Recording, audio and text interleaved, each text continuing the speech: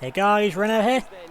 Welcome back to the F1 UniONE career for Formula 2, and this time the French Grand Prix, a track that's quite the opposite in a way to the Russia circuit for round 1, although there's still a massively long straight. The corners are a bit more technical, especially through the first sector, and the third got a big sweeping right-hander as well, so yeah, definitely quite a different range of corners on this track. But Callum Ilott, it's only from 15th. It's not the best qualifying, but it could be worse, and could be going for his first points this race. Let's have starting the formation lap now, and well, these cars are so easy to stall, so you've got to be sure everyone gets away, because if they don't, they get pushed into the pit lane, and usually by the time they've got the car started, they usually end up being about a lap or so down, but everyone's got away that time. And looking here at the pole sitter then, Nick De Vries taking pole from Latifi, with Giotto in third, then Galeo, then Markov, Sete Camera, Schwartzman, Sato, Delatraz and Aitken running off the top 10, and Sonoda, Mays, Pinner, Gunnathan, Alesi, Ilott, King, Caldron, Boschong, Boccolacci and Guan Yu Zhou with the pole qualifying down at the back.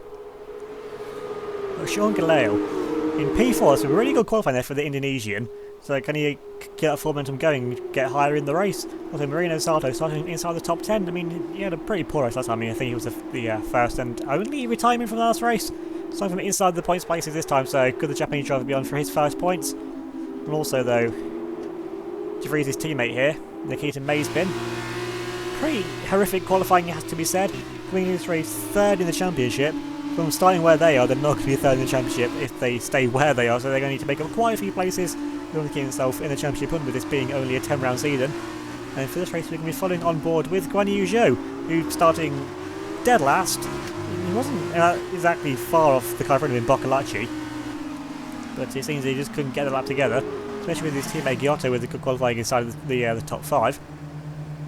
So at least we know when Zhou lines up, the 5 red lights are going to come immediately straight on. And here they are then, coming now to those 5 red lights with the start of the French Grand Prix.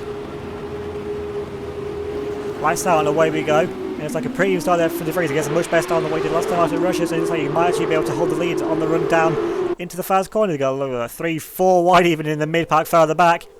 And on the round 1 it is De Vries that holds the inside line, because the racing line is, well, the inside line is the racing line for at least for where that bit starts anyway. You got a bit of fighting there at the back as Guan Yu Zhou made up 2 places past Boschong and Boccolacci, the 2 Bs on the grid. I don't think there's any more than that. With Boccolacci in his home race, starting way down the other side, he's going to try and do something to put a show on for the home crowd, being the only French driver on the grid, I think. Yeah, I'm pretty sure he's the only French one on this grid so far. I mean, the amount of change that happened in Formula 1, you never know. The drivers they could change around as well, but definitely not this early in the season. Now we've got Zhou running completely off the track. I don't know where he's going. I think he's going to where the other track that they used to use. There you go, this will just be about all the section now, because no DRS won't be activated until the next few laps. We've got a good run here. We've got Jack Aitken in the other Campos section, go very defensive there from Alesi in the Trident. Alesi doing pretty good so far. He didn't score any points last race out, but he's got some pretty good pace in the Trident, so they're not the best team in the world, honestly. In a way, Trident are like the Minardi of F2. They're always there, they always have a presence, but they never really accomplish a whole lot. And now side by side through here, there's going to be a great move from Lacey if he can pull that off, but I can't know. Jack Aitken though just manages to hold it there around the outside line, so honestly, great bravery there from both those 2 drivers. Aitken has been here for a while, and Lacey moved up from what was GP3 at the end of last year. And we've got Zhou here all over the back of Tatiana Cauldron. Going to try getting around the outside line, going to try and squeeze the Colombian driver here to the inside, keeping side by side going around the outside line, but Cauldron actually fights back, forcing Zhou there off of the track. Zhou keeps his foot and going to hold it now around the outside line, going to squeeze. Cauldron going to give it back to Severa Medicine. Quite honestly, he's still going to keep his side by side still, with these 2 both in their debut season, the second race in F2, going for a dive, trying to find a way outside of King that, but Zhou there has to back out the corner. But he has managed to make the move stick though on Cowden, so he's gained the place that he was looking to. I mean, it was a bit of a half-hearted attempt there on Jordan King in the MPI in front, who had quite a lot worse qualifying than what he did back at Russia in the first race. Honestly, the pace from Zhou is looking good. We just couldn't get that together, because maybe the car working better in race trim, although we're only on the second lap of the race. So either way, it's a good start though for the Chinese driver. You've got 3 going very aggressive with each other, all following the same line, trying to make the same move really on each other. But if they all follow the same line, it's not really going to work. As you can see, I'm going to try to go in the outer line here with Jordan King, try and go for the switch back line. He gets a little bit of oversteer on the exit, but he actually makes a bit of contact there with the Brit, so actually that run off the corner wasn't actually all too bad there for Zhu. Definitely better than King, and then the guy for an middle, which I'm pretty sure is probably Callum Ilott, given the guy front there is for 15th place. Now going to be Ilott now going side by side still with the other MP of Rangunathan. Actually going to be 3 wide now coming up now into the chicane. This is not going to end well for someone. No, just be a lock off there from all of them. Jordan King's missed the corner. A little bit now he's going side by side there now with his teammate Mahavir Rangunathan, the Indian driver who races under a Dutch licence, I think. Either way, he's definitely Indian of nationality. Now it's still side by side between the two of them, and one of them's going for the other one. I don't honestly, from the driver numbers, I don't know which one's which. I think the one in front now is Jordan King. Now we're going side by side still. I can find a way. We can't find a way. Either way, whichever one of the MPs that is, yeah, Zhu had to massively back out of the move. But using quite a lot of time there. We might make the move stick though on the Indian or the Brit, whichever of the two that is. And I think it's Rangunathan, honestly. I don't know, that's just a guess. I think Jordan King is the one that, considering the pace that he's got now fighting Callum Ilott. Now we've got Cauldron here right up behind the back then of Rangunathan, if that is actually the one I think it is. And he's still got Ilott in front there of Jordan King, if I've got the MPs the right way around. And then Cauldron in the solution, because you won't have DRS, that won't be activated. Actually, it's activated now, but the detection point on the previous ones, that one doesn't count. And Rangunathan goes defensive there into turn 1. Cauldron there has nowhere to go. She's going to try and make a bit of a lock up there, actually, I think, from Rangunathan as well. So yeah, the Indian driver there feeling the pressure, feeling the presence of the only female driver on this F2 grid. And they're going to try and look for her on the outside line coming into this next corner. He has to go a little bit semi-defensive and semi-attack, a bit of a lock up there again from Rangunathan. So the Indian driver, and indeed it is Rangunathan, feeling the pressure there, front heading on the Cauldron. And all over the back again of Jordan King, who's still being held up then by the Sauber Junior team car of Callum Ilott in front, and that's going to be DRS then for Jordan King. Well, no DRS, well, could be DRS for Zhu as well, but not for the driver in front of this queue. Going to be side by side now coming into chicane. Is King going to get stopped for the corner this time? Going to keep it side by side still with Callum Ilott. Going to almost contact there between the two of them. We're going to keep it side by side there on corner exit as well. So they're both get a pretty even exit there, quite honestly. And it's going to be about the run now then up into the sweeping right-hander coming up now. And it's going to be King that makes moving up, but Ilott forces them over. And they're both going to come back there onto the racing line. They didn't take the optimum line there, either of them. It's King that comes out front now. Ilott has to get very defensive then from Guan Yu Zhu. Going into this sweeping right-hander, which he's pulling off the corner, trying to see leaves the door open, going to give his side by side. Just has to back out of the corner though. We're going to get speed up. I mean, the very opportunity move. The door was open, but just with the nature of the corner, unless you're basically side by side going into that, there's no way really that you can make the dive there at the inside line. And whilst that's going on behind you, you've got Cauldron who's made the move on Rangunathan, so the Indian driver's starting to slowly drop down the orders. De Vries sets the first lap of the race. Since he took the 4 points for pole, he's going to be getting, if he stays as it is, he takes first lap as well, he's going to be on for the absolute maximum points all you can get. And Zhu with the DRS now on the back of Callum Ilott, but Ilott though also still has the DRS just about for the back of Jordan King, who is starting to pull away now into the distance. Now into the corner. Zhu trying to go the long way around the outside, which then turns inside for turn 2. But he's not able to hold it there around the outside line. He gets a good run though through the first 2 corners. Once again, he's putting pressure now on the Sauber Junior, the Ferrari Academy driver. And into the next corner, he can try and hold it around the outside line again. Renault Junior versus Ferrari Junior. Trying to get around the outside line. Once again, there's just about nowhere through there really for Zhu to make the move through.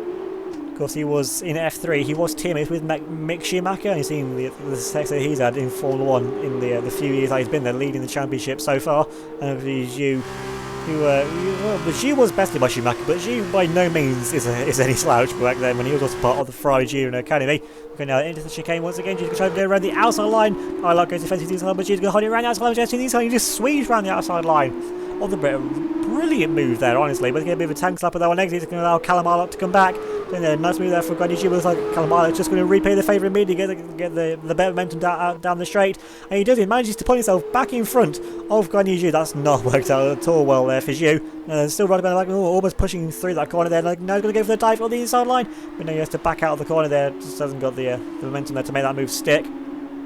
These two, excellent battling there. These two, honestly, they're going for it like this is the championship battle, in which every these two finishes in front wins it. This is the battle for 15th, 16th place, and not even a points place. This is just a matter of pride, honestly. And Zhu, I mean, he's going to be an uphill battle for him, given where he started dead last place. Now then, round the final corner now, gets a good line through here. A lot of Pox there on the apex, trying to slow down Jew. And actually, gets a better exit. It's actually worked out in the favour then of the Brit. Now then, we've got Jew there with the DRS. They're going to try and make a move once again on Calamile up. Goes to the inside line. And actually, Jew goes for a massive dive with the inside line. He can force his way through on the Sauber Junior. Can keep his nose over. Jew there just forces out Calamile up. So, honestly, nice effort from both these drivers. Great driving from both of them. Jew to eventually make the move with some excellent defensive skill, and that's what you got to do in F2, especially where it is mainly about where you finish in the championship. But when you've got this TV time here, you got to make the most of it to show your skill as well. Now we've got the two Primers now line astern. I'm not actually sure which one's in front of the other at this point. Now we've got here the KFC chicken helmet. That's only one man, that's Sean Galeo. Definitely one of the more unique helmets. Look at this, he's just got fried chicken on top of his helmet. I mean, I get it, he's sponsored by KFC, but just to have chicken wings on the top of your helmet, that is something special, right, honestly. There's nothing else really I can say about that, but still side by side still. And then with the two Primers, intercept one gets outside, and Galeo just gets squeezed out of the corner there by his teammate Robert Schwartzman, his rookie teammate Robert Schwartzman as well, because Galeo was teammate to Nick De Vries last year when they were both of them were in the Primers. We know who then had the better year as well. Once again, it was De Vries who bested the Indonesian driver. Of course, Galeo didn't even go on to become the first and current Indonesian F1 driver that's gone to Rio Haryanto. He's had some pretty varied success in the time, but on the most part it's been a positive for him. Now we've got Galeo here in the DRS there on the back of Schwartzman. He's close to try and make a move coming up into the straight, this time going into the next chicane. Getting on the back of his Premier teammate coming into corner. Schwartzman goes defensive, a good driving there from the Russian, the the F3 champion because it is F3 now, and it's actually it's a bit of the rear wing missing there from the back of Galeo, so probably not going to be the optimum setup there for the Indonesian. Now they're on to lap 7, so nearing the halfway point of the race now. And we're in a bit of a no man's land here, Zhu is, between King and Calamari. Arlot's just dropped off the face of the planet, honestly, now over 4 seconds behind Zhu, and Zhu's also gone purple through the second sector. So actually some pretty good pace. Seeing these hard tyres, which everyone on the grid starting on the hard tyres, not doing the traditional strategy of going on the soft tyres to start with and then hardest for the end, going the other way around this time. I mean, every team on the grid has done it, so then this definitely, honestly, it just must be the way to extract the maximum from this track, because once again, De Vries just continues to pump out the fastest laps. Really is making amends for last race. I mean, honestly, if he led into the first corner last race in Russia, then you can feel this running out. But some dirty traction there from Zhu on Jordan King, makes the move stick. Or is he going to try and squeeze out? He sets a fast lap of the race in the process. We're going to need to get into the top 10 if he wants to keep it. And King there's going to come back now into turn 1 side by side still with Guan Yu Zhu. Going to keep it side by side. He just manages to squeeze him out around the outside line. Nice move there from Jordan King, but some brilliant traction out of the final corner there from Guan Yu Zhu got. The MP driver there still managed to hold it in front. And in front of them, you've got the driver coming into this race, third in the standings, Nikita Mazepin. Stuck right up behind the back then of Giuliano Alesi, and I don't know if Mazepin's actually part of any driver academy. He moved up because he finished second in what was GP3 last year, so he's got some pedigree to him, but definitely struggled in qualifying for this race, and he's still got the rest there on the back of the Trident in front of him. Actually, Jordan King got a good turning speed behind them as well. You know, we've got Alesi there going defensive to the inside line, and just managed to block Alesi. Some good defensive driving there from the Trident, and I think that this is actually the battle for the final points place. And I think this is a fight for P12, so it's an all-important fight here for all drivers involved.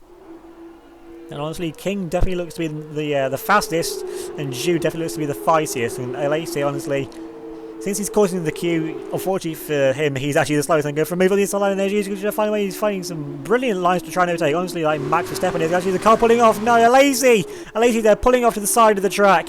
That might explain why he's going so slow, actually. If his car's given up the ghost, something's gone on. I didn't see any smoke, so maybe possibly a gearbox issue, maybe some hydraulics.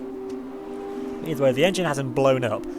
But now then, actually, this is definitely the fight now for a points place, so it gets a bit easier for one of these 3 drivers, because this is the fight now for actually 4 P12, so yeah, it was the fight then for 12th position, so points place here on offer for these 3 drivers. Zhu with the fastest lap, so you'd think that he's the fastest, but King, honestly, seems to be the more consistent of this pair. Once again, just getting absolutely murdered on traction there by Guan Yu Zhu, and just passes the MP even before the corner. He can right behind her right now then of Nikita Mason. He goes defensive to the inside line, going down now into turn 1. Could try to get around the outside line there of the Russian. Could try to hold it around, but there's through the F2 cars. He's haven't got the downforce to do that. And with the compromise line, he runs a bit over the cone. They're looking at to damage his front wing or actually get launched. And those like baguette curves, yeah, they can be pretty dangerous and pretty rough as well if you hit him at the wrong angle. And so the all-important fight. 4 points place, and Mazepin really, after showing up De Vries last race, is rather having his pants pulled down by the Dutchman this time, since he's in 12th place with De Vries, I think, leading the race, so definitely has to fast a lap at least anyway. Now then, we've got Zhu here now, he's going to have the DRS though on the back of Nikita Mazepin. He's got King right behind the back in there, so Zhu honestly losing a bit of time through the first sector with his compromised line, not working out too well for him. Here comes King, knows some good trailer speed, but Zhu's going to have the solution off the back of Mazepin coming now into the chicane. He's going to keep his outside, and either way, Zhu keeps in front. I don't know if he'll break him or if King just backed out that early. Now we've got Zhu here with a good run. They're both close though on Mazepin, so that's the main thing for both of them. Even with them fighting, they're still gaining, or not, at least not losing time to the car in front of them, which is the car they're actually fighting. Mazepin can try and go defensive to the inside, but he can try and have a look around the outside line, can try and go for a sweeping line. They're going to try and cut here to the inside line, but no, Mazepin just moves over a little bit, he's got to move covered, so good spatial, good track awareness there from Nikita Mazepin now coming into this next left-hander. Actually a little bit of a contact there, seeing the back of them. Coming out of the corner, actually, yeah, he's lost it, Zhu's lost it, he's spun, what's happened there to the Chinese driver? That was honestly such a slow spin. Maybe that, honestly, I think that nudge on the back of Mazepin is honestly what did it. Mazepin going slow into the corner than what Zhu was expecting, and the car just went round 360 on corner exit. It definitely took on the air off, it lost the balance. It keeps going though. Surprised he didn't pit, honestly. Then and there to try and mitigate the time loss. But onto the next lap, the Zhu is coming into the pits, also along with half of the grid anyway. So he's got Boccolacci in behind, and then you've got the pink car, the Arden, or Tatiana Cauldron as well. And it's going to be the centre of the Red Bull soft tyres. Well, these are super soft tyres. I can't remember, we use the old compound still in Formula 2. Pretty much all the 2016 tyres were in effect, honestly, except just without the horrific tyre wear. And at least for Zhu, some criminal comfort. He hasn't actually lost any places there to Boccolacci or to Tatiana Cauldron behind. As they rejoin now onto the track. And because these are the first lot in the group of cars to stop, unless they're being lapped, of course, which is very unlikely in one of these F2 races, especially because the races are only, well, they're about half the length of the F1 races anyway. So they're getting lapped in about 15 or so laps. You'd have to have a pretty bad day for that, honestly. But we've got Nate De Vries here with pretty good lead, honestly, about 4-5 seconds maybe over Luca Giotto in the other Uni Virtuosi, so Guan Yu Zhu's teammate. Definitely showing the experience gap here in this race. I mean, I don't know if Zhu's actually raced here before, so he's still got to learn this track. And honestly, I think he probably had to learn the line. He's got to learn all the tracks on the calendar, honestly. I don't know if really they race any of them in the Euro F3 from last year. And now then we've got Nick De Vries here, the unchallenged racer. He's had it so easy, or so it looks anyway. Of course, it's never easy, of course, in the spec series to build a gap over a car which is exactly the same behind all these cars. The only difference between the cars is the setups and how good your mechanics are. Which ART and DAMS, they're usually the two French teams. They're usually they're usually the best teams. That's why they're always up here at the front of the championship with what you'd expect to be the best drivers. And it's De Vries that gets out where he came in first place. And then we've got Jean Claire here, of course, with that iconic chicken wing helmet, which is probably my favourite helmet, honestly, because it's just so out there for a helmet design. And he's a bit of a no man's land, but I think he's still in the points places. He's got Yuki Tsunoda in the Carlin behind, who had an okay qualifying, starting from inside the points places. And then we've got Schwartzman goes through, and then Louis Delatraz, who I've now just seen for the first time in this race. Now then, on to a lap 12. You've got the recovery drive here for Guan Yu Zhu, who's gone purple there through Sector 1. That's always a good stuff for like, because Sector 1 looked to be where Zhu was struggling before. He's in the DRS there on the back of Callum Ilott in that Sauber Junior team car. Other than that, that's only for 14th place. He's going to need to make a few more places there if he wants to actually get some points to start with. He needs to get into the top 10 if he wants to keep his fastest lap, because unlike in F1, if the fastest driver doesn't finish in the top 10, the fastest lap points go to who has the fastest lap inside the top 10. So someone from this race is getting fastest lap points, whether it's Zhu, whether it's Nick De Vries, Giotto, Sete Camera, whoever it ends up being, someone's getting it. And Ilott, so has to go very defensive, so Ilott's definitely struggling for pace, even though Zhu's just unlocked something after that spin. Now that's going to go for a dive. He's not like going to get squeezed onto the curb. And then he's outside. Almost bare wheelbane there once again with Callum Isla. And Isla goes very, very aggressive there in front of Guan Yu Zhou. And now Seti Camera puts up the fast lap race. So the Brazilian, the championship leader coming into this race before qualifying, is now finally decided to actually wake up and do something. Those points that could be crucial and go for a dive on the inside line. He's going to get pitched to the apex. And that's once again wishful thinking there from Guan Yu Zhou. Look how much time is lost there on corner exit. That was not a wise decision for the Chinese driver, but honestly, you can see why he's doing that though. Time is running out. And you've got 3 laps of the race left, and you need to make up like a place a lap to get into just the regular points. If he wants to get a top 10, he's going to need to absolutely fly for these remaining few laps. Now then, we've still got the Sauber car here in front of me. Sauber, I mean, honestly, this is probably as fast as the Alfa Romeo Sauber in F1 at the minute. Still going to get his outside. Once again, going for a massive dive on the inside line and can be wheel-to-wheel contact. He's going to keep me through there on the apex. He's going to force out Callum out. So very, very aggressive, very robust, but very necessary as well driving. I mean, it's robust but fair, honestly. I mean, these two have been going at it for quite a bit with like it was with Maidspin as well. But here comes Isla though with the DRS, going to come out with a good around speed of that Sauber car, and he pulls back in front. She with a massive dive though into the corner, bit of a lock there though from Callum Isla. He's also missing a lot of his rear wing. He's been rammed up the rectum at some point by someone. And now they've got Zhu though coming back with that Soshi now, going to try and make a move, go into the corner. He's thinking about it, he's pulling side by side. Not to the corner, he's going to go if he does. Side by side now with Callum Isla, and he forces his way through on the inside line of the British driver, honestly. So we've seen some quality racecraft from Guan Yu Zhou in this race. He just hasn't, he shows that spin, honestly, the time that he's lost, that honestly, he should, honestly, I think top 10, easily, with the time he's made up and the moves that he's been making. Either way though, on to the final lap now then, of the Grand Prix, and we're following on board here now with unsurprising race leader here of Nick De Vries. I mean, to be fair to De Vries, Giotto behind, he's kept him honest, but hasn't really done anything to anything of real note anyway. You've got Giotto here in second place, who at least UniVirtuosi, they're going to get some points from this race at least anyway. You've got a bit of a battle going on here behind with one of the Dams cars in battle there with Artem Markelov in the Arden. So Markelov's having a pretty quiet race, but a better race than what he did last time out. With De Vries into the third sector of the lap now. I mean, we've seen last lap failures. I mean, these Formula 2 cars are not the most reliable things in the world. Now, my favourite, what was possibly my favourite corner on the track, and probably, well, this and the corner before it as well. Because that one's just a flat out, in the F1 cars anyway, it's flat out. And that sweeping corner is just a really satisfying corner. And we've seen what Zhu did making those moves on the inside line anyway. And then second last corner now for Nick De Vries, everything goes fine through there. And into the final corner, everything goes fine as well for the Dutchman. And then coming up now to the finish line is victory for Nick De Vries, making up for honestly what he should have done back at Russia, but better late than never.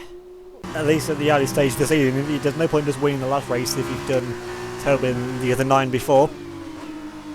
And then we've got 13th place for Guan Yu Zhou, and once again, surprise, surprise, it's Jordan King, the car in front of him, and he runs out massively wide, he's trying to give it everything he's got, going for fast lap. You've got 2 purple sectors as well, so can he actually he's got fastest lap, but he's not going to keep it.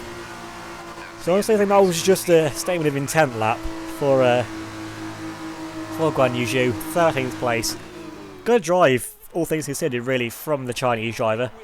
It's ART celebrating the win. So that's 1 win for Dams, 1 win for ART. That pretty much does set up the championship battle for this season, really. But De Vries, though, celebrating his race win. He's a well-deserved, the race was well controlled from the Dutchman. There's not really much else to say about it other than that.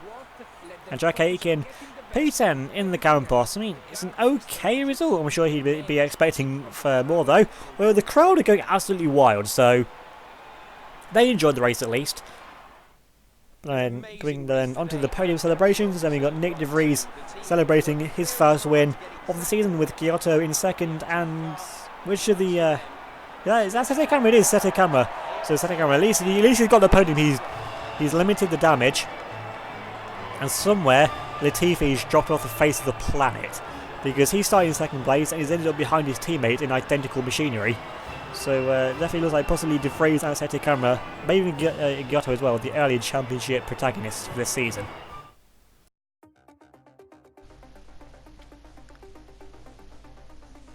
Taking a look at the end results, and De Vries would take the win and get back the fastest lap points. 3 seconds clear of Luca Giotto in second, and Sete Camera running off the podium in P3. Martin Markelov with a good race finishes in P4, with Latifi down in 5th after starting from 2nd. Robert Schwartzman finishes in P6, ahead of Louis Delatraz, with Sean Galeo in 8th place, Yuki Tsunoda in P9, Jack Aitken as we saw finishing in P10, with Marino Sato getting his first points in Formula 2 and Jordan King running off the top 12. Moving on to the point standings, and Nick De Vries now takes the lead of the championship, 10 points clear now of Sete Camera. Luca Giotto gets up into P3. The poor race from Mazepin, who drops down into 4th place, 4 points clear of Louis Delatraz. Then we have Artem Markalev and Robert Schwartzman, the other two Russians, joint on 12 points, 1 point clear now of Jordan King, with Latifi up now into 9th place, Aitken in P10, Guan Yu Zhu down to 11th, and Sean Galeo rounds off the top 12. And now moving on to the constructors, and ART remain in the lead, 19 points clear of Dams, with Uni Virtuosi some way off the lead, 30 points in P3. And Carlin with a good haul of points go up into P4, 1 point clear now of Prema, and then Prema with 5 points clear then of Arden, who are in P6.